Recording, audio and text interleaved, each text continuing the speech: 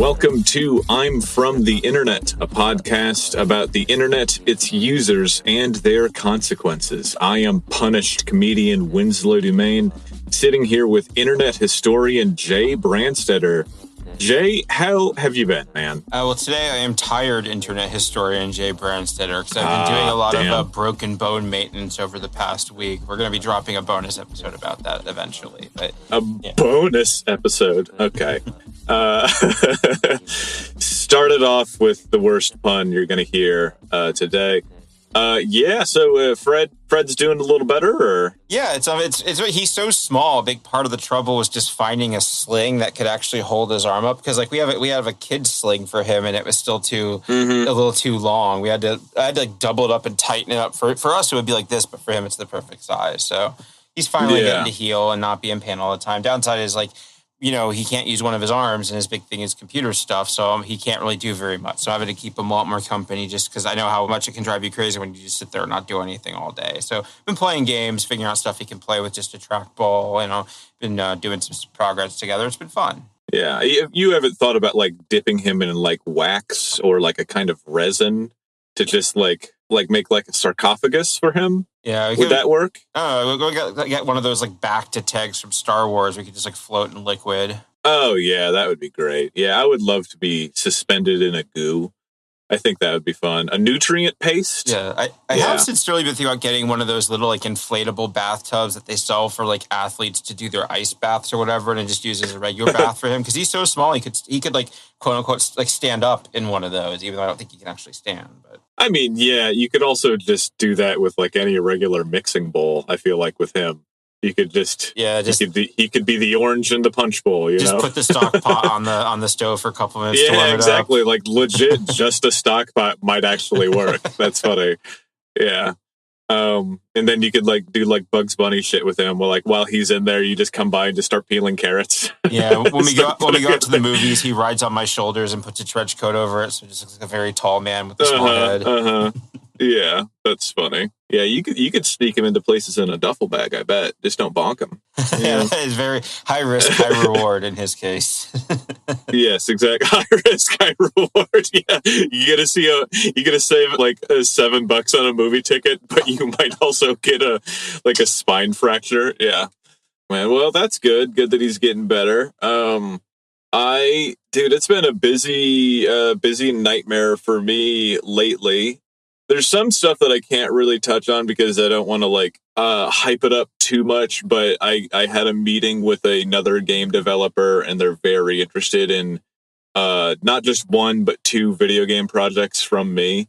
And so, and with like a very serious, this isn't just like, when we were first talking, I was like, this is just going to be another guy who's like, barely knows how to run Java, and like, I want to make Grand Theft Auto, but goth, because that's usually what, look, I am not, obviously I'm not like a celebrity artist, right? But I've had some people want to collab with me, and a lot of those collabs have been like things that it would be helpful for me to help somebody else kind of thing. Because I have a certain amount of follow, and I have like experience in making big things, right? Almost never in my entire life as an artist has somebody from above reached down because they like what I was doing, right? And so I thought that this was just going to be another like big zero kind of meeting where it's going to be like, that'd be a cool idea, but I guess you'd have to buy a computer first, huh? But no, this guy works for like a multi-billion-dollar company, and would like to, he's going to pitch some ideas towards some other people, and there could be a big collaboration on that in the future. Who knows? No, that's super exciting, because like even if that doesn't materialize, your name's being floated around. So maybe when someone needs like some sort of art thing, or they need a writing thing, they'd be like, I know a guy who's who fits with that. So yeah, it's awesome you're getting out there. Yeah, and that is exactly what happened, because they were like, well, because I have like 4 pitches for different games, 2 really serious ones, and then 2 other ones that I feel like I kind of want to play around with more before I can like really pitch them. And we went over all of that, but then he was pitching stuff to me about being a contributing writer to a different game that would be kind of in my same oeuvre. So yeah, I think that the thing that I bring to the table is that I can really I've cut my teeth on doing both like ominous, upsetting, frightening stuff, but also, comedy writing for, over a decade. And yeah, I think, it could be cool. Who knows what it is? Hopefully, if it were to work out on any of these, I would be able to collab with a bunch of other artists that I already have in my back pocket that I'm like, if I ever get a chance to do something big, for sure, I know I want to work with this person and that person. So, it could be a really big thing. I don't want to go up without taking up some friends with me, so. Yeah, that's totally hype. I don't have very many solo projects I work on these days, but collaboration is always cool to get to do. So that, and I got the copy of the game, the Restless Inn, the final test copy, and I did a big stream. If anybody wants to see it, it's on my Instagram @calculations. I go over the whole game and show everybody what's inside, and that was fun. And yesterday I had not slept in like 2 days because life is a nightmare and the suffering is constant. I got out of bed having not slept, and then biked to therapy, and then biked 12 miles back home. And and then from there, I eyes burning, life on fire, heart. My heart lately has been the like a burning bush that is constantly being shattered over and over again. And I immediately went to CVS and got a flu and COVID vaccine. So, oh my God, it feels like I have rust in my blood. It is pain. It is suffering. It is give me fuel, give me fire, give me dabba dabba za. It's not been good. So, punished comedian over here, but it is what it is. It could be worse, I guess. Somehow, I don't know. I'm just gonna have to think about how it could be worse, but I don't know. Anyways.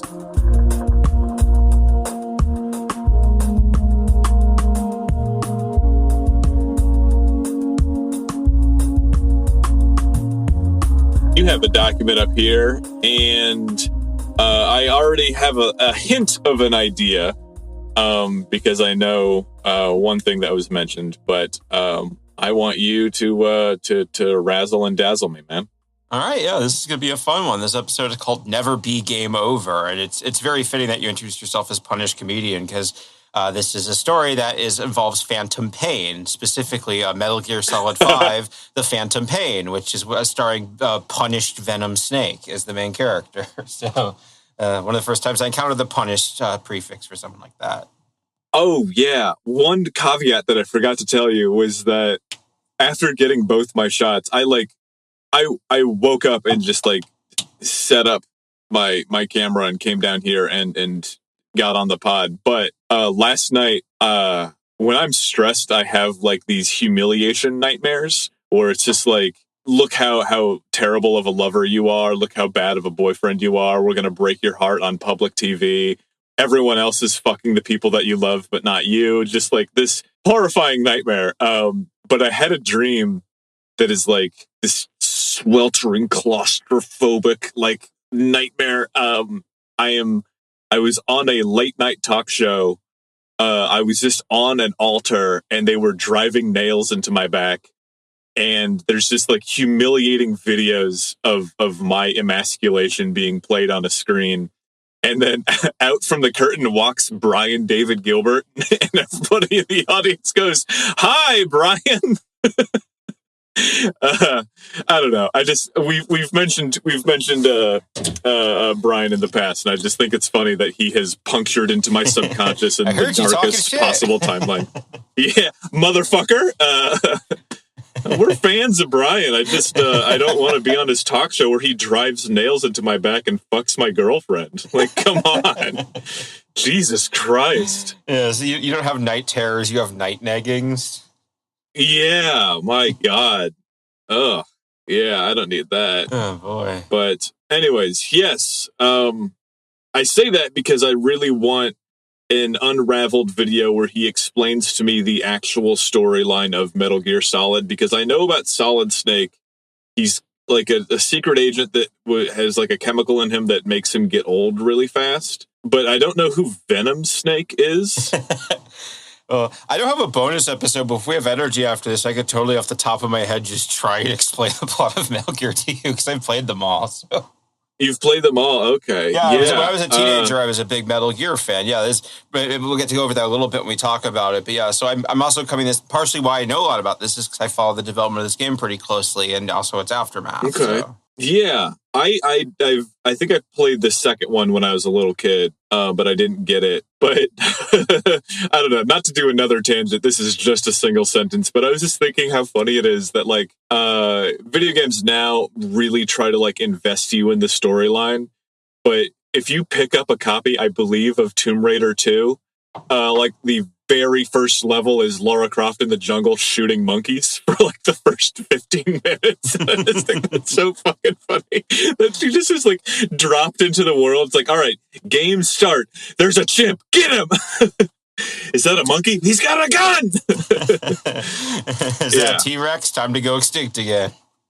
Exactly. Jesus Christ. Yeah, like you like start fighting T-Rexes as soon as possible. Anyways, Metal Gear Solid, etc., whatever it's called. Yeah, so Metal Gear Solid, in brief, was a popular, long-running, originally PlayStation series. It started out originally in the 80s on Japanese microcomputers like the MSX, but in the West, we mostly learned about it from the 3D ones on the PlayStation. It's a very long-running franchise. And Metal Gear Solid 5, this was the second time the series was concluding. Originally, the fourth game in 2008 was the big epic conclusion to the saga. And they started doing prequels after this. So this is the prequel conclusion that's going to kind of tie everything together. Yeah, it is definitely a game that's got a lot of shit going on. Yeah, it is one of those like Kingdom Hearts level, like convoluted wiki type plots, but because it kind of works on emotional logic at a lot of times. So it's very, if you try and piece it together, it's very...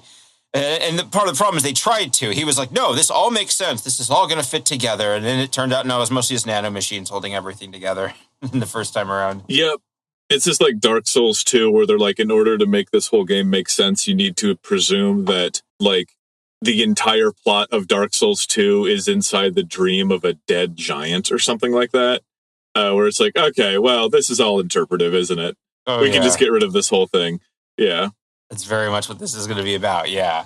But so they originally started developing it in 2010, and it was a troubled development. They missed deadlines. It was delayed. It was supposed to come out in 2014, and then it came out in 2015.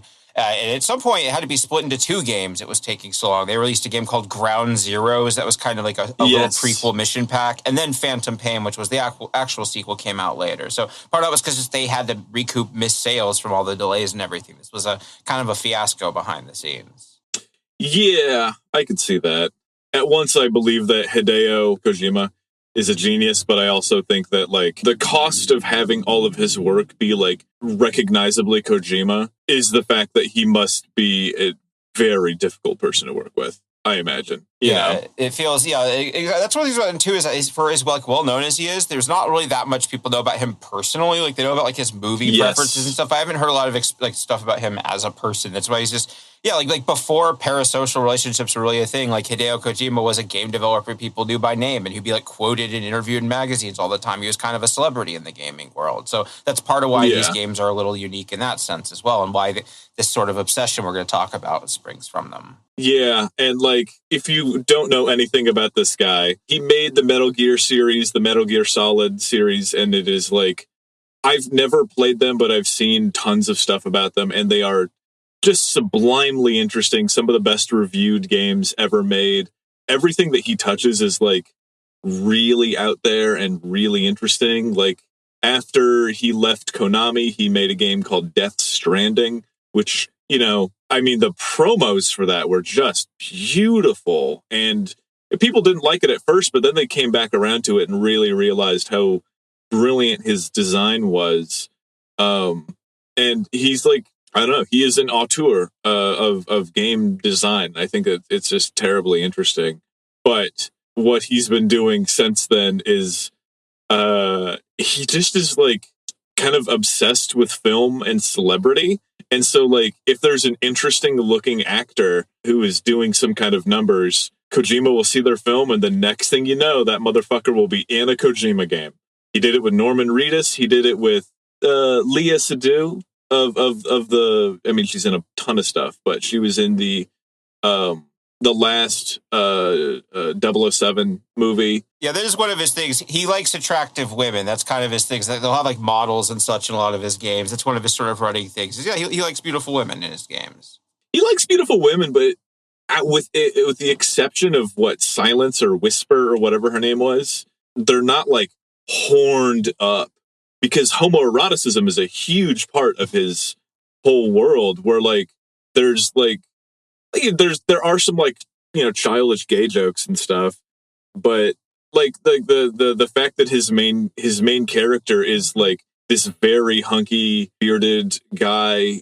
Like, what if Rambo was like a svelte sex machine in a skin tight suit? You know, like it's more than just like, ooh, daddy likey kind of like pervo game design that we've seen a trillion fucking times. There's nuance to it where he is like, he takes all comers, believe me. Yeah, and like, and even when it's pervy in like a weird, interesting way. Like Metal Gear Solid 4. The bosses in that are all like real life supermodels that he scanned they're called the Beauty and the Beast Squadron. And like the joke people make is you'll have a boss fight against a woman, they'll get riddled. It's like Snake, she was forced to eat concrete as a child. Like she has this like cartoonishly backstory behind it. It's like and there's like also like a bonus mode where you can get them to do like sexy poses for you while you take pictures. Like he's very iconoclastic. Like you said, you can usually tell when a game is a Kojima game. Instead of just being like how many other games are just like, we made our cheerleader have, you know, size F tits. His thing is more like kind of sensual paraphilia based. You know what I mean? Like ripped stockings are a recurring visual motif in his games. Is like women wearing stockings and them either getting ripped or like once she gets electrocuted and it gets all meshed up. Like he has little details like that you notice recurring in things. Yeah. So it's like, I don't know. It's interesting. Is what it is. It can be horny, but it is like not in like a slimy way that makes you feel like you're like looking through somebody else's crusted fucking magazine. It's like a more it is a gentleman boner. Yeah, it was a little anime-ish of the time, sort of. Yeah, but it's like, I mean, I've definitely cooled on Kojima over the years, but I think like in general, yeah, and also like he is a very unique figure because like he did start out in the '80s, like from the bottom. He's one of those gaming people that actually worked their way up. Like when he first made Metal Gear Solid, 3D was so primitive they used Legos to like plan out the levels and how the cameras would move because they were just figure out, okay, how do we navigate a 3D space with a PlayStation controller? Like he was someone who was very early, and so there really aren't very many figures like him anymore. We know a lot of game developers by name, but they don't really have the same reputation and clout as him. I don't know. Like that has really enabled him to like think very laterally, you know, and do lots of very interesting things. So yeah, that a lot of game studios wouldn't get to, which I think is one of the things that makes it still makes him neat going on. But yeah, that's also why there was this conflict between him and the publisher, because, you know, Metal Gear was one of their last big prestige franchises. Like Silent Hill had been winding down for a while. You know, I think their other franchises, they were sort of getting out of gaming around this time because Konami makes a bunch of different things, and their gambling section was actually making them tons of money. They were making pachinko machines and such at the time, and also they have like a line of gyms in Japan. They do sports stuff, like sports equipment and machines. So basically, Japanese gaming in general, the industry, like this was a weird time for them. They were in a period of transition from the HD era. Some of the big names weren't doing as well, and this is when Konami they were kind of thinking about leaving the game industry, and this new Metal Gear game was just a big, expensive boondoggle that they had been kicking around for years at this point. Konami owns gyms? Yeah, it's one of the things I even pulled up the logo, the Konami Sports Club. They do like private-public partnerships. Like some schools will have Konami gyms in them. They also have like a chain, and they do like Pilates gyms as well as like weightlifting ones. Like it's a whole side of this business I didn't know about. A lot of these, so I think they do, yeah. it's Hitachi making like the clit destroyer fucking vibrator and also a nuclear reactor, you know, like it's the consistent theme among Japanese or Southeast Asian companies is that like, Oh yeah, we make the engines for our country's tanks, and we also make toothbrushes. You know, like we do everything. We We're the started company out that making does stuff. jukeboxes, and now we make we make make everything. Machine guns. Yeah. Yeah. And a part of the That's development, this is kind of what we were talking about. This kind of where this crosses over into Silent Hill for you, is that a part of the reason why the development of Phantom Pain was so troubled is because Kojima delayed it even further by spending money and resources with his team on his next project, Silent Hills, and the PT playable trailer, instead of finishing Metal Gear Solid first. That was a big behind-the-scenes conflict, because they're like, you're over budget, you're behind schedule, and you're fucking around on your next game instead of finishing it up. Like, very openly antagonistic like relationship between him and Konami that was playing out relatively publicly, like by the game industry standards. Yep. Yeah. Do we think that the listener needs to know about the Silent Hills PT situation? I think we can talk about it. I don't think that this one is. Yeah, we can have time to chat about things. I could talk about this for like 6 hours. I'm going to give it as brief a summary as possible. Silent Hill is a extremely unique and influential horror game that Konami made as a response to Resident Evil. They put together a team of like their least reliable, like not least reliable, but they put together a team of like literally like the punished game developers at Konami. And they're like, you're not going to work on our big projects. You're going to work on this silly horror game. And so they make a game called Silent Hill. And it's really fucking interesting, really, really influential, like actually meaningful storyline that isn't just like monsters and zombies. It's like very metaphoric and there's really interesting symbolism throughout. It sells pretty goddamn well. And then eventually they make Silent Hill 2. And that's, you know, I don't need to say much about that because it's like considered not just one of the best horror games of all time, but one of the best games of all time. People have been finding little interesting caveats and details in that game for decades. Like it stands alone. No other horror game has ever come close to touching how thoughtful this game was. There's other games that are like better horror action games, but like Silent Hill 2 stands alone. Then they made 3, and then they made 4, and those were both pretty good. 4 is kind of a nightmare. They were all made by the same team, Team Silent. That's the important part. Those first 4 were all a singular vision by the same group of people. Right. And then after that, they were like, wow, things have been too good for too long. We need to give the Americans a chance. And then they made Silent Hill 5 Homecoming, and it was like just boiling excrement. It was so bad and so stupid. It was functionally the same story as Silent Hill 2, but done with crayon. Yeah. And then they made they made Shattered Memories, which was dog shit. They removed combat for some reason. They made it for the Wii, and then they had a diminished version for the PS2. They were both really bad. They were remaking the story of Silent Hill 1, but worse.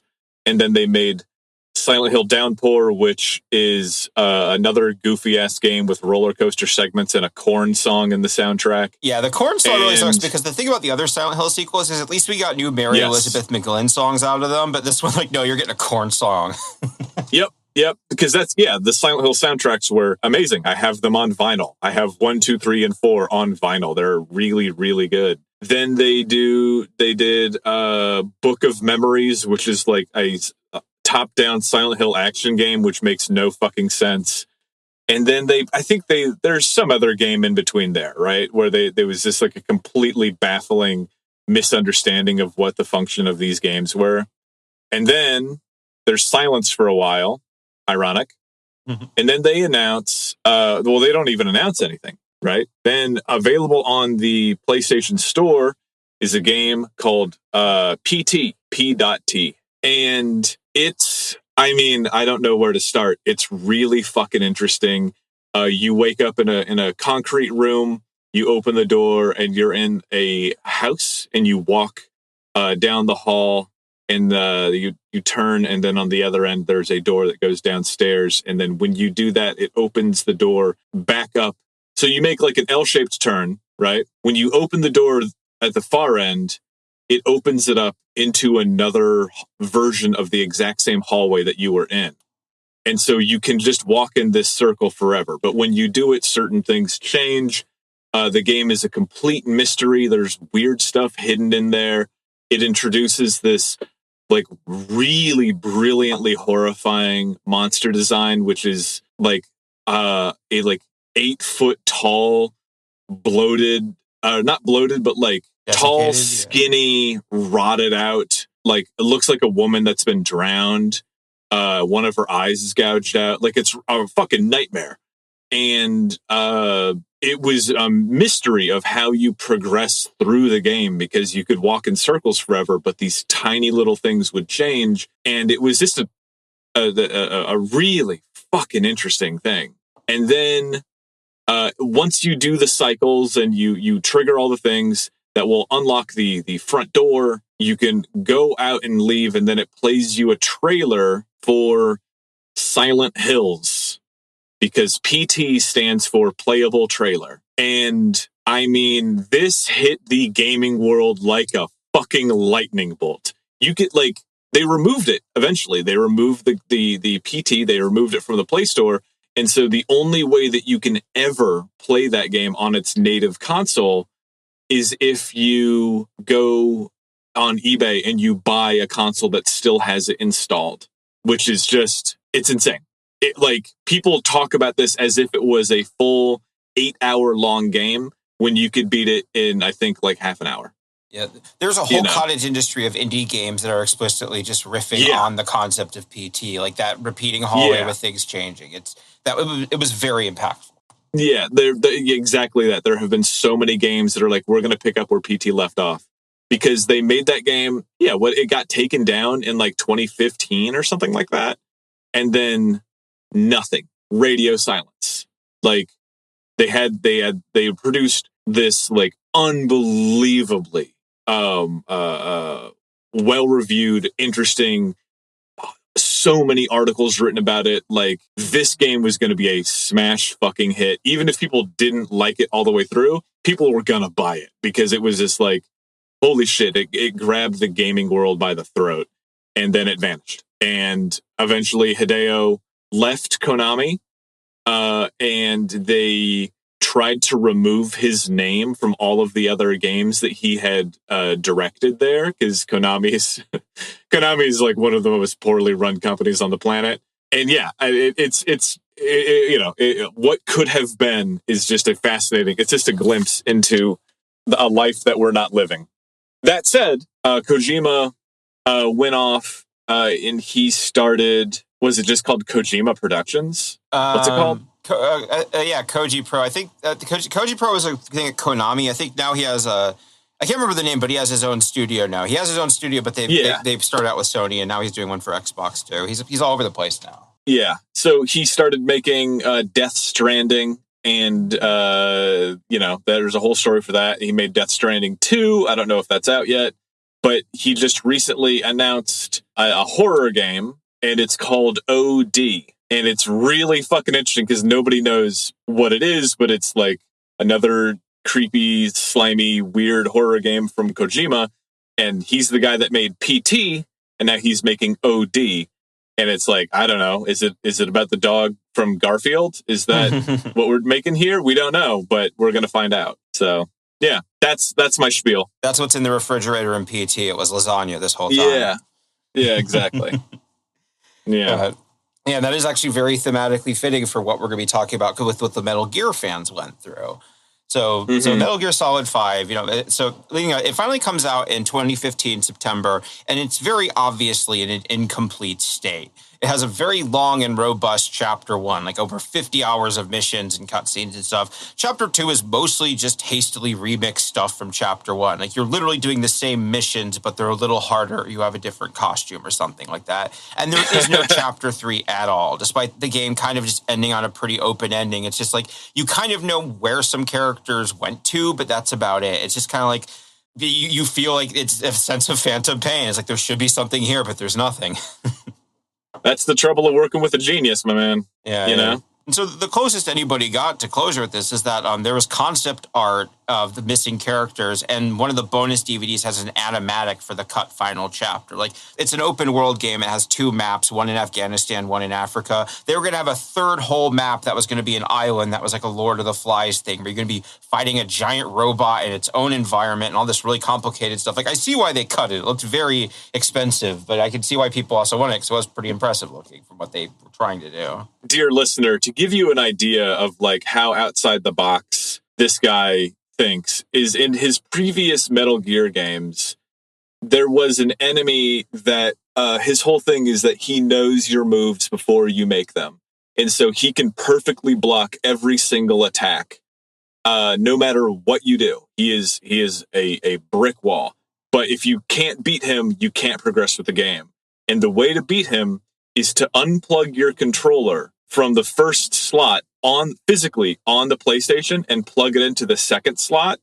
And now he can't read what your controls are. And so you have to fight him like that. Like that's like the workaround for it.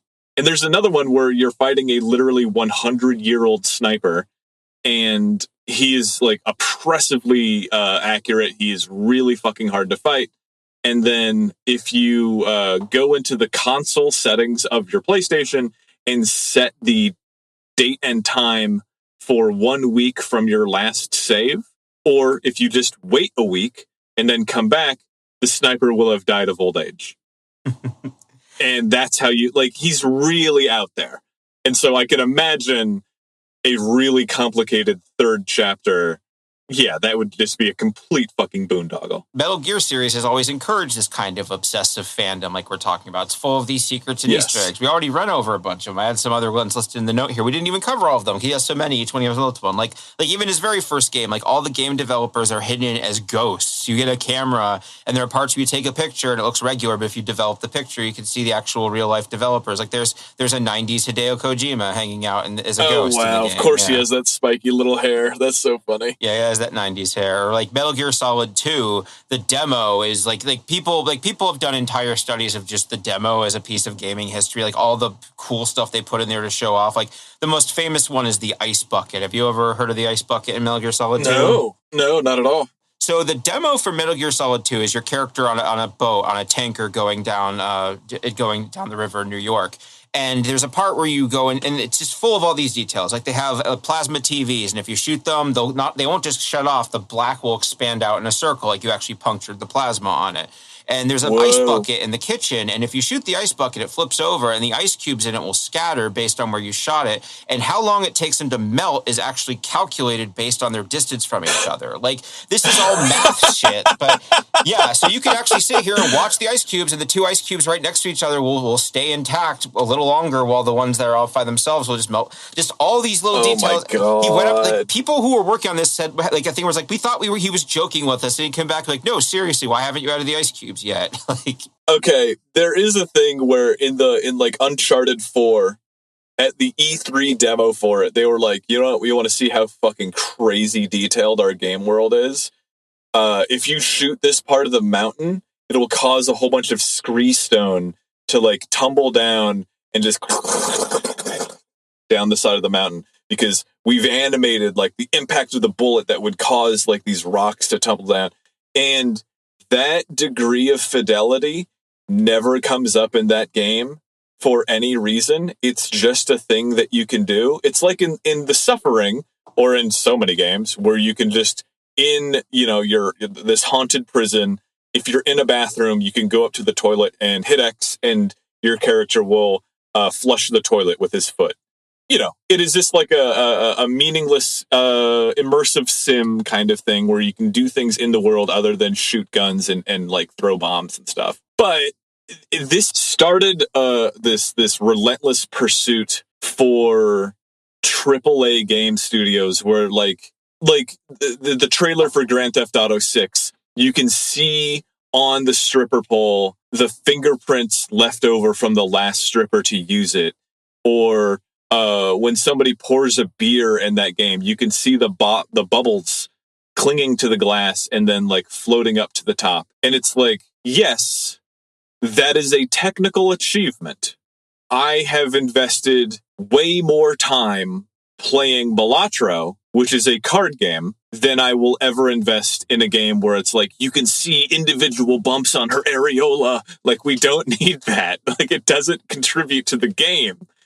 Make an interesting game, not just like masturbation over like minutia, you know? Exactly. So it's cool. The ice is cool, but like, okay. Yeah, it ostensibly had a purpose in that this was like one of the big flagship titles of the PlayStation 2. So this was all kind of like, ooh, look at the power of the PlayStation 2. Look what you can do with this. And a lot of it was kind of smoke and mirrors or specialized stuff that had been programmed in, but it's still even now the attention to detail is really impressive. And you can see why he had this reputation. Right. And another thing is that he would sometimes hide stuff in his games. Like, I think the most famous one is in Metal Gear Solid 3. There's a part where your character is captured in a prison cell, and if you save your game and quit and they go to sleep, when you load it up, sometimes you'll load up an entirely different game. Your character has a nightmare, and you do a little action sequence in a completely different engine. It's called Guy Savage. It was going to be its own game, and they canceled at some point, and they were like, well, we have the engine and the assets. Why not put it in Metal Gear Solid 3 as an Easter egg? So there's an entirely different game hidden in there you can play for a little bit. That's fun. Yeah, I mean, like, but there's a reference to Metal Gear in Silent Hill 3 where there's just this one patch of concrete that if you hit it with a melee weapon, it'll break away, and there will be a body stuffed in the concrete where you can get a silencer for your gun, which doesn't. I mean, Silent Hill has never been that complex of a game. Despite the name, silence isn't actually a gameplay mechanic that often. Well, it like kind of is, but like combat has never been that thoughtful in Silent Hill. Yes, you can like navigate slightly easier if you turn off your flashlight, but they were toying with the ideas of adding more complicated features like that. But yeah, little references. I get it. Yeah, and Phantom Pain itself even was announced with this elaborate public hoax where it was debuting under a different title and studio, and they revealed later that it was a Kojima game. So when they showed the original trailer at the Game Awards, it was The Phantom Pain by Moby Dick Studios, and the developer was a Swedish guy named Joachim Morgren who had bandages all over his face for nebulous reasons. And eventually, in a big show, they came out, and it was actually Kojima wearing a mask this time, and he took it off. He's like, yeah, it's me. I'm making a new... Although people had figured it out pretty quickly because the picture of Joachim Morgren is a crudely photoshopped picture of Hideo Kojima to make him blonde because he's Swedish. Yeah, that's really bad. It's funny, but that's so I funny. think they were trying to seriously fool people. Joachim Morgren, hold on. No, okay. I was about to say, that's got to be Hideo Kojima rearranged. Well, I don't know. Kojim. Yeah, the first name is Kojima rearranged. Yeah. Maybe it's a Japanese Mogren, pun that I don't get. Like the second one, maybe Mogren and Hideo or something. Yeah. I'm going to have to play around with Mogren because I know that Joachim is Kojima. Yeah, and so we've basically covered a lot of the notes I already had here organically, which is great. Yeah, we've established that, Metal Gear Solid fans had a parasocial relationship with him, and this was also a time when some people weren't really liking all the choices he was making, like David Hayter, who had been the voice actor for Solid Snake in the English versions of the game since the beginning. This was the first one without him. They had parted ways, and some people weren't super happy about that. There was also, like we mentioned, we referred to Quiet earlier, one of the characters in this. He had this quote that he got made fun of a lot, where he goes, where people were going, this character design's a bit horned up even for you. And his quote on Twitter was, once you recognize the secret reason for her exposure, you will feel ashamed of your words and deeds. And the secret reason for exposure is that she's part plant, so she needs to photosynthesize and breathe through her skin, so she runs around naked all the time. Like, and people are like, I don't feel ashamed of that. It's stupid. Yeah. It's dumb. But yeah, I mean, like, for a Japanese gaming company that isn't making like Tsunziri hentai simulator 2K25, he actually demonstrates, I believe, an enormous amount of restraint. I don't know the series well enough, but Quiet is not nearly as horny as so many other things that have come out of Japan, especially recently. Yeah, so I think it just clashes more because the rest of the game is so serious. Otherwise, or at least taking itself seriously, that's kind of very. Whenever there's a little something for daddy in there, it clashes a lot more than if it's all just like cheesecake stuff. Yeah, exactly that. Yeah. So all this stuff together, this leads to a perfect storm. So Metal Gear Solid 5 is dropped. It's a very good and fun game with an interesting story, but it just kind of ends. Feels very unsatisfying despite being the conclusion of a decades-long epic, and it's from a mischievous prankster, and its entire development was full of stunts and manipulation. So the fans, after they get through and they're not happy with how it ends, they start asking themselves, what if this isn't actually the end? What if this very years-long public feud between the game developer Hideo Kojima and the publisher Konami was actually an elaborate ruse? The Phantom Pain is a game about somebody losing a missing limb, and it deals with both literal and metaphorical loss. So it being incomplete and unsatisfying would actually be genius if it was on purpose and there was a real ending hidden inside that we just had to find. And that conspiracy theory is what became known as Never Be Game Over. From a quote, it's a character wears a shirt in that game that says that. And so that was one of the things, like, never be game over. It's not over, man. There's more there. That's a little English. That's kind of funny. Never be game over. It doesn't really make sense. That is one of Kojima's trademarks, is he picks out stuff in English that sounds cool to him and does kind of maybe sound cool in the vacuum, but doesn't always parse. Like the big cool mercenary group in this are called Diamond Dogs, after a reference from David Bowie reference. Yeah, and it's like, and it does sound kind of like you have a serious military group and their logo is a little growling dog and a diamond in a serious, like, modern military logo style. And it's just like, there's like, especially when you're a teenager, that stuff is pretty cool, but the rule of cool doesn't always hold up the older you get. You know, charm is non-transferable. Yeah, and also, like, I could be very wrong here, but I do feel that there are a limited number of hardened, like, sociopathic warriors who have killed before and will kill again, who are also, they have a definition of masculinity that is broad enough that they would allow a 6 foot tall, like, effeminate rock star pedophile David Bowie into their life. Like, you know what I mean? Like, yeah, it's imagining, like, I don't know, like a guy whose, like, whole thing is, like, he's a brutal warrior, but he's also super into like emo pop.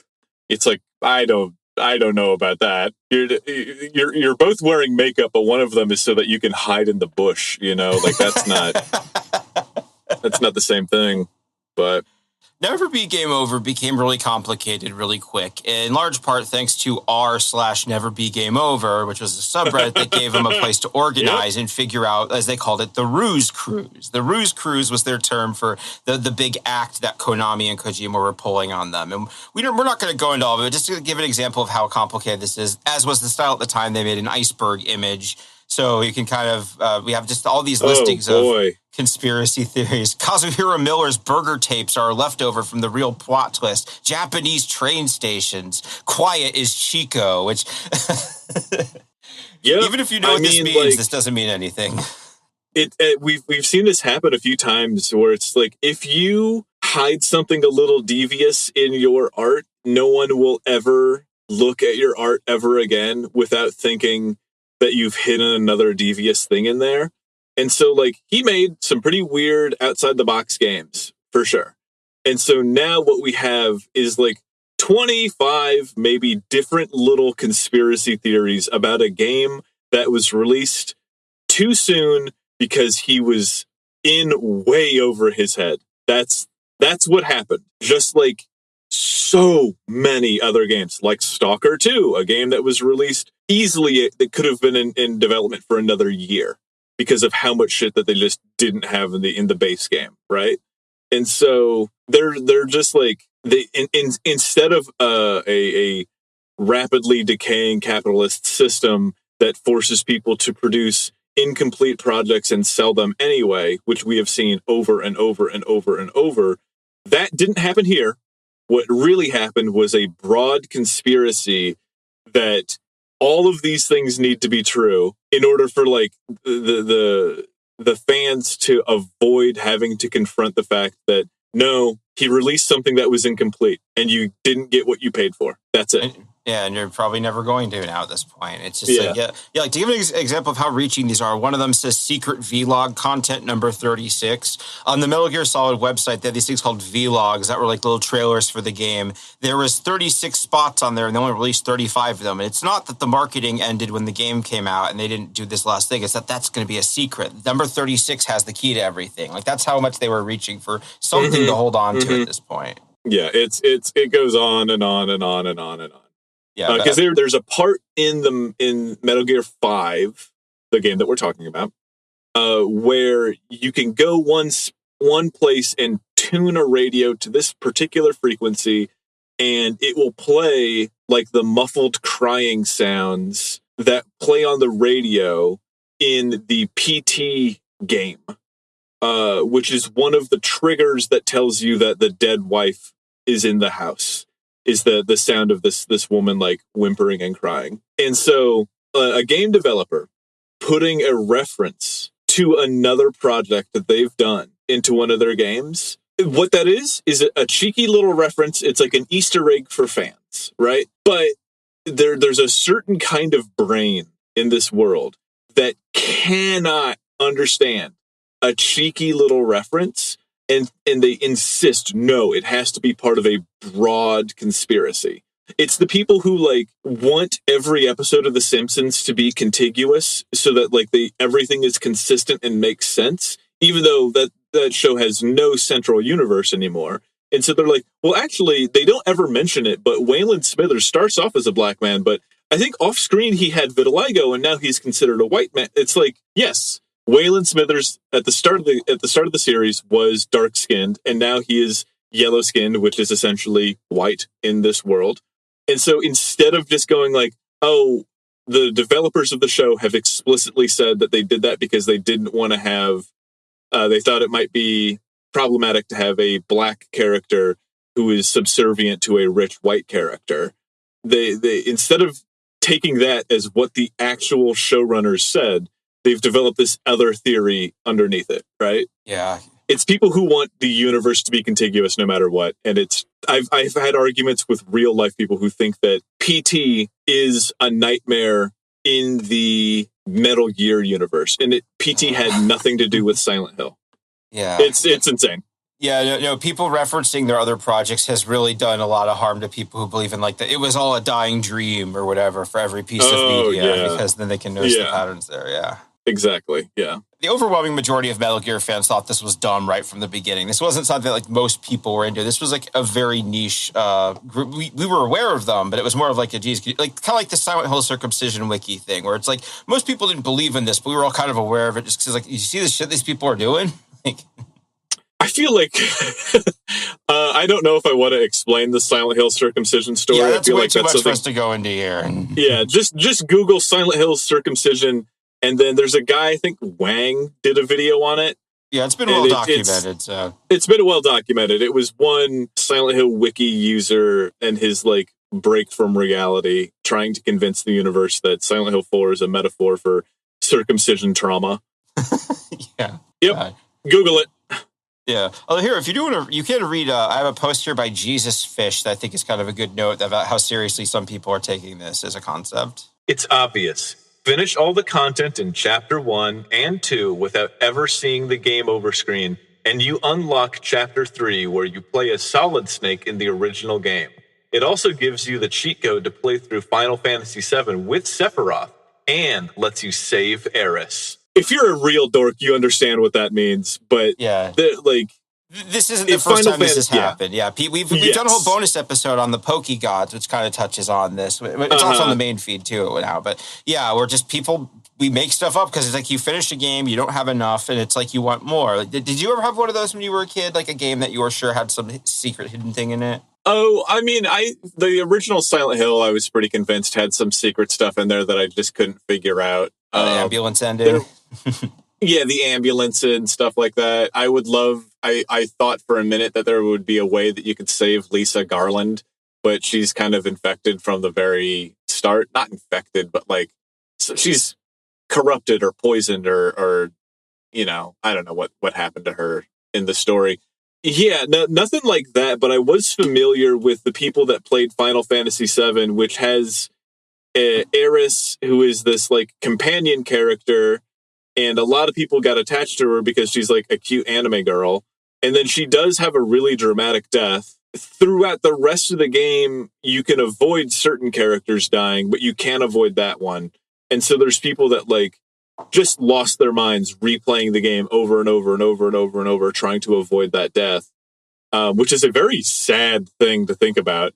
And then some people even modded the game so that the whole death is avoided and she stays in your group for the rest of the game, which I don't know. That kind of tells you about people's inability to move on from loss. And that's just, I guess, just a nod to that. But yeah. No, and similar to what we're going to talk about there, people would dig into the game files. Like, oh, if you use a Game Shark to put Eris in your party, she still reacts to stuff after she died. And that's not because of how game development works and they hadn't decided that event yet. It's obviously because you can bring her back somehow. And yeah. Yeah, even before that, first one I remember was a General Leo in Final Fantasy VI. For some reason, people were really into the idea that this like one character that joins your party for one fight could be saved or resurrected. And also, the game was so glitchy, you could, I think, theoretically get that to happen by abusing one of Realm's abilities. It's a whole weird thing. Yeah, that game was held together with bubblegum and tape. It is very, whole status effects of that game don't work. You can have all your characters blind and they'll still hit as much as regular. They'll just have cool sunglasses now.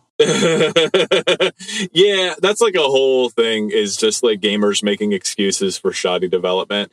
Like there was a whole theory, I'm not saying it was a prominent theory, but there's a theory that the original Stalker, it was extremely difficult to run without like tons and tons of crashes. And there are people that are like, no, because they made that intentional because they wanted to give you the experience of living in Ukraine. Which is such a fucking hilarious idea. It's like weirdly racist, I guess. I don't know. But we made our game bad because we want you to feel like you are from our country. It's just a really funny thing to say. Yeah, that is some reach right there. And we have been talking about how this is sort of a long-running thing, but there was some stuff about But Never Be Game Over that was kind of unique. This is 2015, so we were a couple years into Gamergate and also a couple years into YouTube and streaming personalities becoming what they are now, basically. So some of what Never Be Game Over was that there was this sort of cottage industry of YouTubers that made covering the launch of Metal Gear Solid 5 and its development kind of one of their cornerstones. And then after the game came out, they needed something new to talk about, and Never Be Game Over was kind of an off-ramp. It was like, well, the game's out, but I can still talk about this thing, and my existing audience will pay attention to it. So that was part of what helped propagate it, was the fact that we had these YouTubers that would talk about it. Yeah, I mean, like they just needed to consistently make content, and the only content that was left, you can pull the camera back, and it's not, this kind of thing doesn't just happen with Kojima or with this exact game, but there are so many people who like, I'm going to make cool Silent Hill videos, right? And so like, yeah, I mean, like it's feast season when they're dropping trailers and the game comes out and there's all this stuff. But if you're putting up a video a week of your commentary on, oh, so-and-so said this about the game, and oh, it could be like this, and what's this developer up to, that's fine. But then when there's a lull, there will be a Twitter user somewhere who's just like, they didn't make this 16-year-old sexual assault victim, she's not sexy enough. And so they're like, well, that's the topic. And so now we need to talk about that. And a strong number of YouTube users they were making videos about like how game characters need to be sexually appealing in order for the game to be good.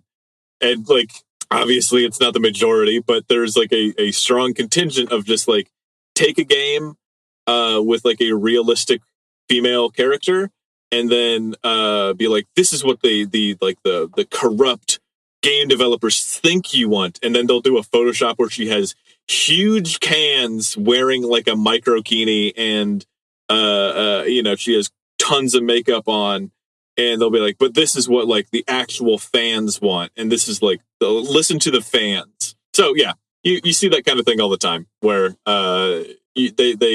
they planted their flag and they rode it all the way into the grave. Yeah.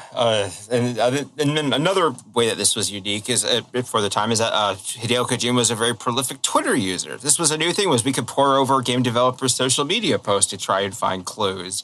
This is, I think, one of the big ones they fixated on from the time, where Hideo tweets that he bought a Star Wars newspaper that has a bunch of movie posters in it. And on the cover is C-3PO with a red arm. And what does Venom Snake have? That's right. He has a red bionic arm. And it's right by a big 3, volume 3, metal, like chapter 3. He's sending us a message, guys. There's no such thing as coincidence. Because, I mean, like, part of being a person means that you're going to have conversations like the ones that me and you have, And then there's also going to be people in the world who eat breakfast, drive a car, hang out with friends, celebrate holidays, and they are also the lady from the Monster Energy drink satanic conspiracy video, where she's like, there's 3 slash marks in the Monster can, and that makes the logo, but those are also in the Hebrew alphabet.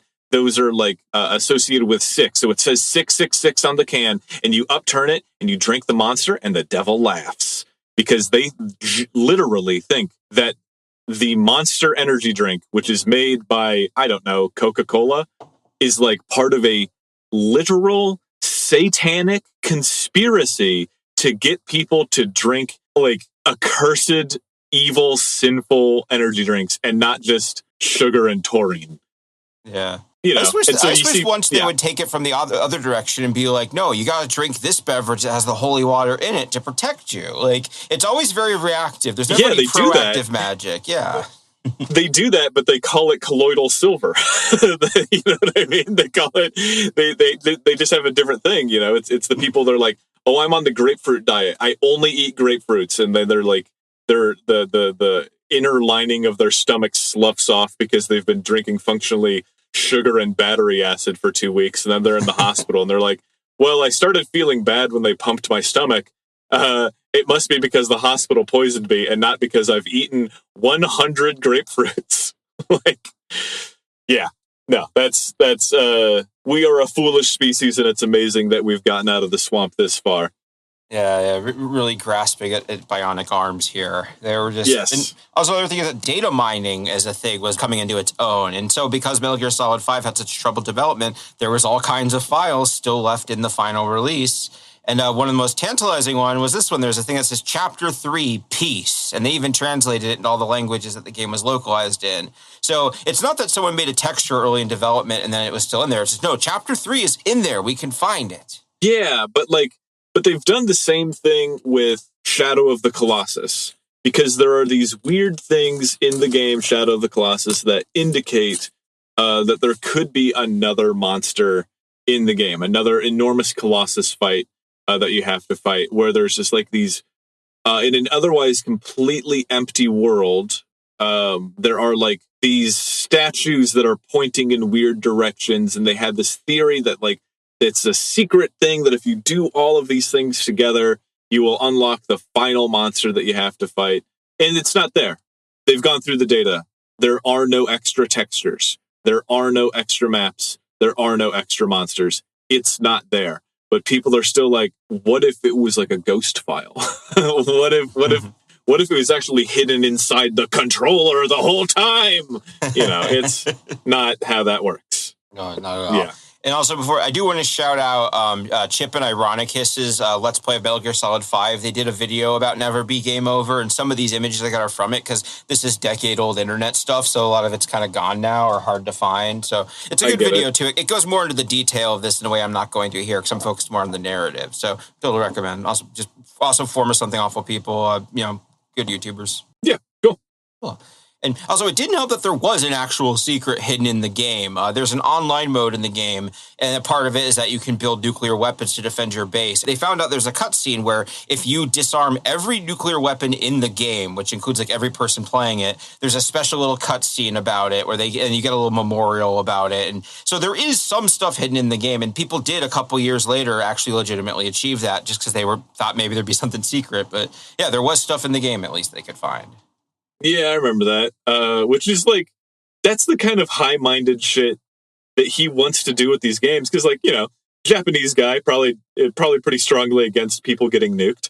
But in order for this to work, every person that plays the game needs to disarm all of their nukes. And then you get this ending. And it's just like, in order for there to not be nukes in real life, everyone everywhere needs to disarm their nukes. And that's fascinating. That's like such an interesting thing to put in your game, and the fact that people actually did it is really interesting. Yeah, I don't know. It's all of that's just very typical of the high-minded dev, Yeah, I like how creative their stuff is with that. And I guess an example of less creative. Here's an example of some of the typical reaching these people were doing. If you clip outside of a level, you can see that they reused assets from your home base for the bad guy's base instead of remaking everything from scratch. So maybe this means the bad guy in this level actually works for you. It's not that they just weren't, like, there's a character you never see in this if you clip through a vehicle and he's wearing a helmet with your logo on it, not the bad guy's logo. Was that foreshadowing? Did he know we'd look it up and not just reuse a model of a helicopter for a cutscene that you'd never see up close? Right. It's just like the dead body that you see at the start of Silent Hill 3 is the character model for Angela from Silent Hill 2. That does not mean that they are set in the same period, or that Angela isn't even in Silent Hill, or if she's in Silent Hill 3. And so, there's all these weird theories about that, or like there's all of these dead bodies of James in the game. It's like, okay, that part is real because you are the player character and you are losing your mind. So there's a reason for that, for like repeat textures for that. But yeah, character models are they were at least very costly on the space that you had on the disc. So you would see a lot of reuse of models here too. Just like in Half-Life 2, if you follow one of the Black Mesa scientists around a corner that you can't actually see, he will like stop and then his character will like slightly levitate off the ground. And people have like kind of put 1 and 2 together to point out that the only character that levitates after their model stops moving kind of looks like David Blaine. So maybe that's a thing, or maybe it isn't. It could be a bug, it could be nothing, but that's what happens when you make a game that is like a out of control smash hit, is people are going to go and point at every little fucking thing and be like, did you mean this? Did you mean this? This is what this means. And it's just not how it works. Oh, yeah. You know? And unfortunately, a lot of Never Be Game Over isn't very good audio, but there's one specific part I want to talk about that is very fun, which is the break-in. So we're going to talk about the break-in. Yeah. There's this very small subplot in Metal Gear Solid 5 about a character from one of the previous games being in hiding, and they eventually find them in a building on 10th Avenue in Hell's Kitchen in New York City. And one of the Never Be Game Over theories was that if they could find this building in real life, there would be some kind of secret there waiting for them. So they mentioned a building in the game. They don't tell us what building it is, but if we could find it, there's going to be something waiting for us. Oh, boy. I don't think that Kojima would be like, well, in order to reveal the next chapter of the game, my fans need to commit a federal crime. Like, they need to, well, not federal, a felony, not a federal, but yeah.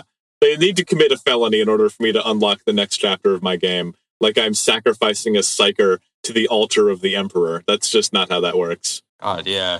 And just an example of also I have a comment here. It goes, there is no exact building. The address given was an entire street. Someone had the dumb idea this was a pinpoint precise location to search. Because they just give you a street, and this is New York. Streets are very big. Like some of the stuff they're reaching at, one of them is they go, oh, this is the only building on 10th Avenue that's 8 stories. And they pull up, oh, well, this is a youth shelter that has a 2-color logo on the side. The logo kind of looks like some of the emblems in Metal Gear Solid 5, like Diamond Dogs. They use 2-color military emblems in their thing. Maybe it's in there. Okay, that's all I need. No, say no more, dog. 2 colors? That's it. You know what I mean? Yeah.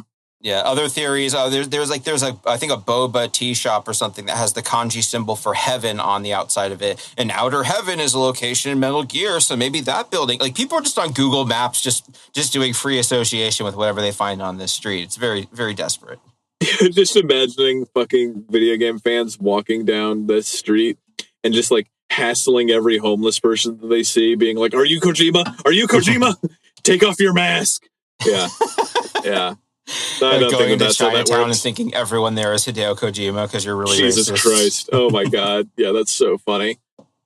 It could be any one of, what if it's me the whole time? Yeah.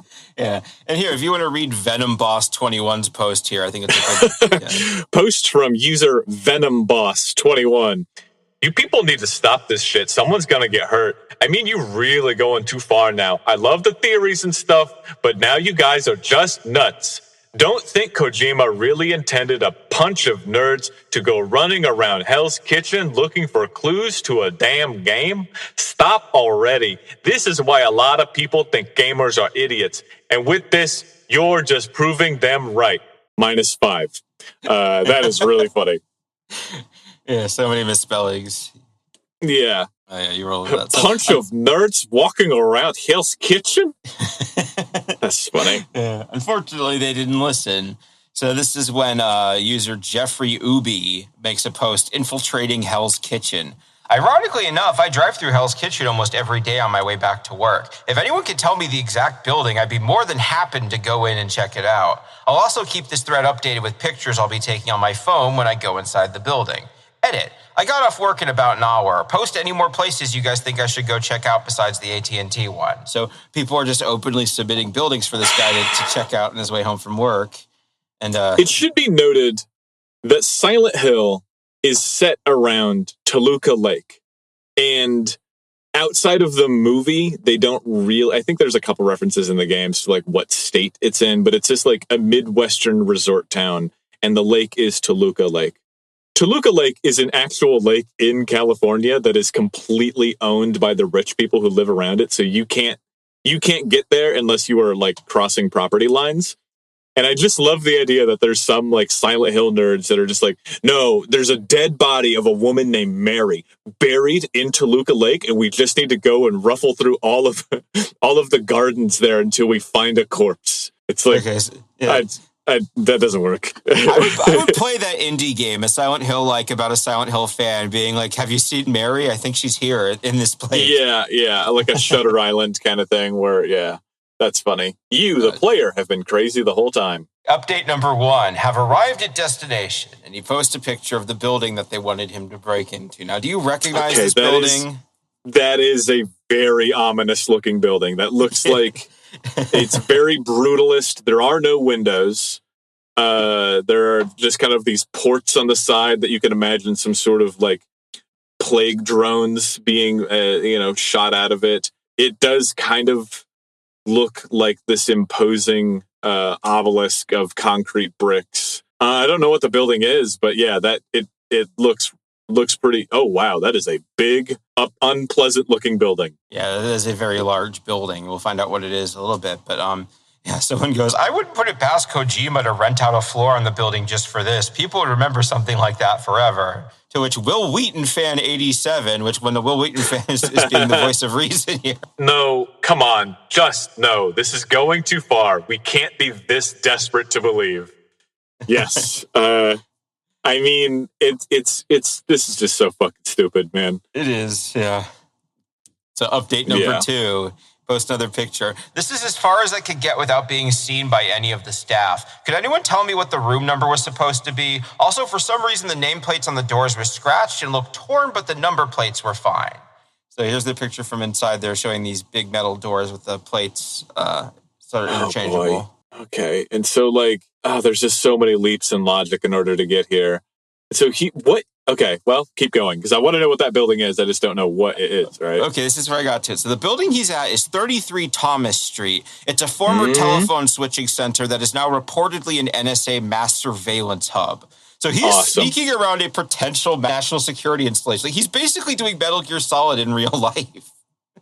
And 33 is the highest degree that you can reach in the Freemasons. It is the angle that JFK was shot. There's a lot to be said. 33. Christ died at 33. Meshuggah's album Catch 33. There's a lot to say here. 33 and a third. There's no such thing as a coincidence if you are mentally ill. That's all I'm gonna say. No. And then we get a third update. 7th floor. And they post a picture of an open, like, looks like a safety deposit box safe with all these boxes in it. It's like they are sneaking around. They're in. Jesus Christ. They are like, how did they get in? I think they were just really lucky or came at a good time or something. Yeah, they're just wandering around and took all these pictures. Yeah, and I looked up these pictures on TinEye and Google reverse images, and these are unique pictures. They aren't from anywhere. So, yeah, fuck. Yeah, I mean, don't get me wrong. This would be an amazing ARG, but that's not what this is. Yeah, and I will say, like, I'm someone who's pretty skeptical of Reddit in general, but I have reason to believe that this is real. Like, the poster was active for years before and after this. A really funny detail, they're a broke college student, and they actually pirated Phantom Pain, so they're doing all this for a game they didn't even pay for, which I've been in that situation, but also, like, that's a layer of irony to it. That's great. That's so fun. Yeah, he's asking for help cracking it there. So, yeah, and that is the peak of Never Be Game Over as far as actual events. Just, yeah, a person broke into this building because they thought they might find Hideo Kojima in there, basically. Yeah, and you know what happened to that franchise? They just made a whole bunch of slop after it, and Hideo has not had any say in it. Because that was his last Metal Gear game, wasn't it? It was, yeah. Maybe the last new one we'll get, as far as we might tell. But yeah, so the real death blow to Never Be Game Over came on December 16th, 2015, about 2 months after the release of Metal Gear Solid 5, because that's when Sony announced that they were partnering with a recently fired Hideo Kojima and be publishing a new game by him. So at this point, it isn't just Konami and him. This is a whole other arguably rival company getting in on this point. And they're like, okay, it's the Ruse Cruise doesn't exist, does it? He really is just moving to a new thing now. Yeah, exactly. I mean, they are. That's what I was about to say. It's like, are there still true believers? Of course they are. Because there's everybody has like their autism awakening moment that they're like, well, this is going to be the thing I'm going to yammer about for the rest of my life. And for some people, this was it, and there's still people posting. Yeah, exactly. And also part of it too is like when he had his new game coming out, now he had all these cryptic trailers and teasers coming out that people could pour over. But also that meant that people who are true believers would pour over that stuff for evidence that no, this is about Metal Gear. Like, here's a really fun one. One of the early reveals was the logo for an organization in the game, Bridges. And so their fans were like, oh, well, if you take Bridges and you cut off the GES and you mirror it and you put this overlay on it, it looks like it says MGS0. just reading entrails at this point. Yeah. What? Logo horror spexy. if you write the word MGS0 on top of it, it spells out MGS0. You have to cut off parts of it and then put an overlay. That's so funny. How did they get the M? There's no M in there. Exactly. They ran some. It's like, oh, if you take other fonts and overlay, again, just messing with it until it says what they want it to. This is another really fun one where there was a picture on Kojima's desk of what looked like concept art of the game that was covered up by something. And if you stretch it and orient it, you can see it's a couple people standing in a line. It's like, what if this is the philosophers from Metal Gear Solid 3, even though it doesn't line up at all? And they're like, oh, the fact that it doesn't line up just means that that's a hint. The guy on the right who's not there, that must be Die Hard Man. Yeah. I mean, we do not have time to get into it, but like Metal Gear Solid character names are fucking hysterical because they're named like Die Hard Man, like just... Do you know why Die Hard Man has that name? No. Okay, spoilers for Death Stranding. So 2 reasons. First off, it's because he's the lone survivor of this catastrophic event. So he's somebody, it's hard for him to die. So he's Die Hard Man. Secondly, because his real name is John McClane. Okay. The guy from Die Hard. I mean, yeah. Like the leap that you have to take to be like, okay, my character's name is Solid Snake, and I'm hunting down Liquid Snake. Okay. I cannot protest anything else after that because this is what we have. This is what I have to work with, Yeah. Oh, they think recessive genes are weaker than dominant genes. Okay, that's the level we're operating at here. Good to know. That's right. Jesus Christ. Especially once they did the nuclear disarmament thing, that really put it to bed because that was the last real hope and there was nothing there. And the subreddit does still exist, but mostly it's just this very sparse posting about people being nostalgic for how much fun it was to look for clues back in the day, which makes sense. That's, God. Yeah, I mean, it's fun, man. I remember Manson had some stuff where like his whole website was an ARG to like figure out what his next album was. And then he got divorced and the entire thing was scrapped. But it was really fun every day to go on the website and be like, we've figured out another little piece of the puzzle, So it is fun, It is, and now we get to do our sort of 80s movie credits ending slides for all the people in this. So for Konami, they've been getting back into gaming in recent years because Japan changed some of its gambling laws, and now pachinko is way less profitable than it was. So they kind of put all their eggs in one basket and then lost that basket and had to kind of get back into regular gaming. So that's why now, after years of inactivity, we're getting a Metal Gear Solid remake, we're getting new Silent Hills, we're getting remasters and reports of their old games. Like, they're like, oh yeah, this is actually a moneymaker we could be using better.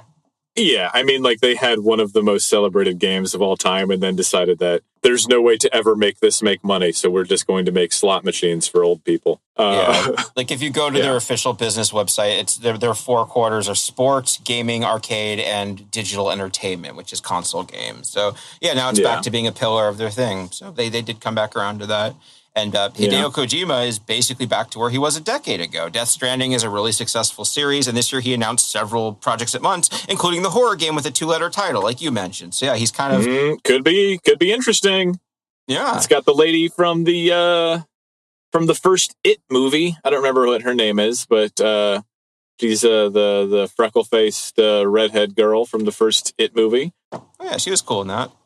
Yeah, God, they have some other actor in there, and I can't remember who they got. But yeah, he's always working with Hollywood actors. It's a whole fucking thing for him. So yeah. And also in 2018, a new Metal Gear game did come out, but it sold horribly in large part because due to the backlash over Konami continuing it without its creator. Also, it was a multiplayer zombie survival game in which, like, none of those are parts of Metal Gear. This was kind of It was so stupid, and I remember just like. It's just like so brutally not what the game should be. Like it's Konami is so good at like, oh, we made this profitable thing that is making something really thoughtful and interesting in this specific genre, in this one little thing, and then they'll see somebody else who made like a MOBA hack and slash game, and they're making money, and they're like, oh. Well, we'll just slap our property on top of the MOBA frame and then call it good. And it's like, no. I mean, like, imagine you make The Godfather and The Godfather Part 2, and you're celebrated. Some of the most interesting, most valuable movies ever made. And then you start to see, like, A24 horror movies start popping up. And you're like, oh, thoughtful horror movies, the slow burn. Okay. So we're going to make The Godfather Part 3, and it's about dealing with the metaphor for grief, and it's the Babadook versus the Godfather. And it's like, no, just do the thing that you're fucking good at. Stop trying to chase the fucking trend, man. It's so embarrassing. Yeah, that's why it was such an inglorious end to this franchise that had, was so storied and had so many fans. Yeah, it's deeply embarrassing. It really is, yeah. And I guess one of the nice things about it is like when Kojima got fired from Konami and went to Sony, a bunch of people he worked with were still left at Konami. So the game is full of like secret shout outs to him. Like, I mentioned that they wouldn't let him be credited in it. So there's a thing on a checkboard that shows there's an acrostic that says KGP forever, Kojima Productions. Yeah, and then there's the directors of the game signing at the bottom there. There's all these cute little references in there, and I thought that was a nice little note. Like, yeah, they were still there and working, and supporting him. Because he's their guy. Hopefully he wasn't terrible to work under. But I think the thing that we've seen now is that like 70% of the human race has a degree of QAnon brain now. And so, like, in the same way that now every time the Department of Homeland Security tweets something, there are people that are counting the number of words in it to make sure that, like, oh, there's 88 words in this. And it's like, okay, yes, we don't need to, like, find the hidden swastika in a tweet that says we need to kill all non-whites. We can just assume that it's already pretty fucking overt. But yeah, now there's people that are like, every single thing is being picked apart and looked through for every minute little detail, And I do this in my game. There's references, there's hidden stuff referencing the Restless in the new game. And, if you pay close attention, you'll see it. But I'm not trying to feed into this monster because it can get pretty stupid pretty fast. Yeah, like that was what I was thinking about researching. This is 2015. This is like a year before Trump got like the Comet ping pong thing was a year later. Like somebody went and broke into a building based on bullshit they saw on the internet there, but for much darker reasons with much more impactful results. Like, God, imagine if they found Hideo at the bottom of Comet ping pong. Oh boy. It goes all the way to the top. Chapter Holy 3, shit. ping pong. Yeah, God. That's so funny. It makes sense. Maybe he's working with Hollywood. Yeah, exactly. Yeah. Liquid ping pong. Fucking like battle patch that's got like a snake holding a ping pong paddle. Honestly, Comet Ping Pong already sounds like a Metal Gear character. It really does. It really does. Comet Ping Pong, and his whole thing is like he made like a deflection ray for a meteor that's coming towards the Earth, and he can ping pong the comet away, and that's why they call him Comet Ping Pong. Oh yeah, dude, that's great. That's so funny. God, yeah, we're all. I've said it 1,000 times. I really like how insane everyone is these days. That's where we're at. It is, yeah. And just looking back at this, like I don't have like a strict guideline on what qualifies for the show. I was like, this was just over a decade now. I thought that was kind of a nice excuse to look back at this particular moment, and when this was still relatively harmless and fun for people to go off the deep end like this. Well, bud, thanks for writing all this. This has been really good.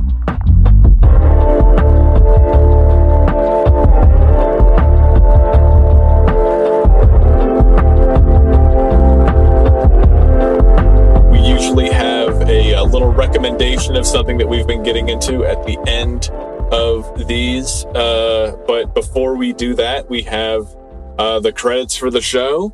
You should be familiar with this by now. We do have a Patreon where for $1 a month, you get access to like fucking 50 episodes or something. You get tons and tons of content there for literally $1. So please check that out. There's lots and lots of good stuff there. Full ass episodes, not just little throwaway things where we're just gabbing, but real stuff in there. You can find that in the show notes. All of that money goes to Jay and Steve. If you want to support me, get a copy of my new game or anything else that I make, I am Winslow Dumain at winslowdumain.com. I'm also on Twitter at Winslow Dumain and on Instagram at Calculations. Everything I have is there. And Jay, where can they find you? I'm Jay Brandstetter on Blue Sky. I have my link tree linked in the show notes.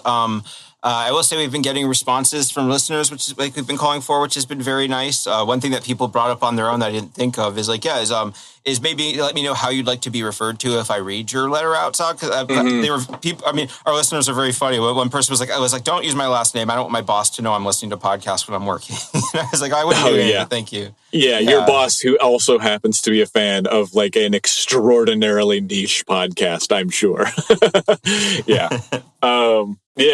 Yeah, please let us know if you have any questions or comments or any submissions. We are always looking for episode topics. We'd love to hear from you. There's a form in the notes that you can contact us, or just hit us up at iftipod@gmail.com. And as for me, I'm trying to think of, I knew I had something to recommend. I've been watching a lot of Northern Lion streams. That's been fun because I was just zooted out of my mind last night on two vaccines at the same time. So I was what I call dog brain Winslow, where I'm just kind of like lolling on the couch, watching a man get increasingly angry while playing GeoGuessr.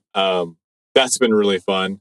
And I don't know, there's the Cryo Chamber collection on Bandcamp. They're really cool, like dark ambient stuff. And every Christmas I get my dad their collaboration album inspired by a different Lovecraft god. And I think this one is Athakwa. And I've gotten everything else, but Athakwa is this year. So I just pre-ordered that last night. But buy my game, join my Discord, and learn about the new game. Please like and support the show. We love you very much. And we'll talk to you next week. Yeah, and I guess my plug for this one is... Right, sorry. That's okay. There's these streamers. They also have a YouTube channel where they upload highway. It's called Retro Pals. I'm sure I've mentioned them before, but I want to give them a proper shout out because they're retro gaming YouTubers. One of them used to work in the games press. And one of the things I like about them is that they have like a good chemistry. They don't yell. They're not very loud. They're a married couple that just kind of plays these games and talks about them. But they also play like I know a decent amount of retro gaming, and they find obscure ass stuff that even I haven't heard about. Like one of the recent ones was they went to a mechanical amusements museum and were doing videos where they were like playing old mechanical games from before video games. They did a Famiclone that was built into a stuffed dog, so it had like a little dog mascot in the game system, and the controller was built into the dog. They find find all sorts of weird stuff. I enjoy watching them. Jesus Christ, the controller was built into the dog. Sounds like some sort of nightmare Russian experiment you'd see on a No Sleep video. Oh, boy. Yeah, that was a weird subplot in Full Metal Alchemist. Yeah, Jesus Christ. Well, yeah, that sounds fun. My other suggestion is please be nice to me. Life sucks, and I'm trying to get through it. But I love everybody who's listening, and please like and subscribe, blah, blah, blah. And we will be back next week with more. Thanks. Say something nice to Winslow. Thank you.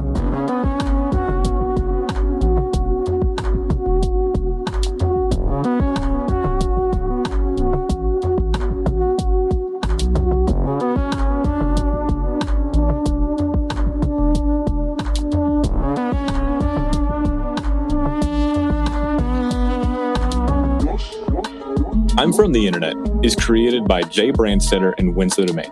Edited by Steve Brown. Music by Steve Isbrook.